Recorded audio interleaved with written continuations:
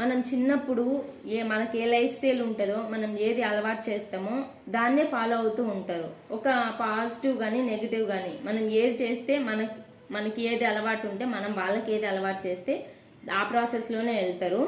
మనం ఇప్పుడు ఒక ఫ్రూట్ కానీ వెజిటబుల్ కానీ ఏదైనా వాళ్ళకి నచ్చలేదని దాన్ని స్కిప్ చేసామనుకో, ఇంకా తినరని వాళ్ళు ఇంకా లైఫ్ లాంగ్ వాళ్ళు తినలేరు దాన్ని. ఇప్పుడే నచ్చకపోతే ఇంక పెద్దయ్యాక ఎట్లా అలవాటు అవుతుంది? అలవాటు అనేది చాలా ముఖ్యం.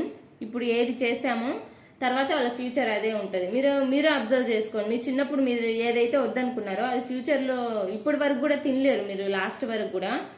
అట్లా మామూలు వాళ్ళే కాదు, చాలా డాక్టర్స్ కూడా విన్నా నేను ఇంటర్వ్యూస్లో. అట్లా మనం ఏది అలవాటు చేస్తామో అదే వాళ్ళ లైఫ్ అంతా సస్టైన్ అవుతారు వాళ్ళు. అది మనం పాజిటివ్ వేలో వెళ్ళాలి అని మనం డిసైడ్ అయ్యి మనము ఆలోచించి మన పిల్లల్ని అలా పెంచుకోవాలి. ఇప్పుడు ఉండే జనరేషన్లో చాలా కష్టం అవుతుంది అలవాటు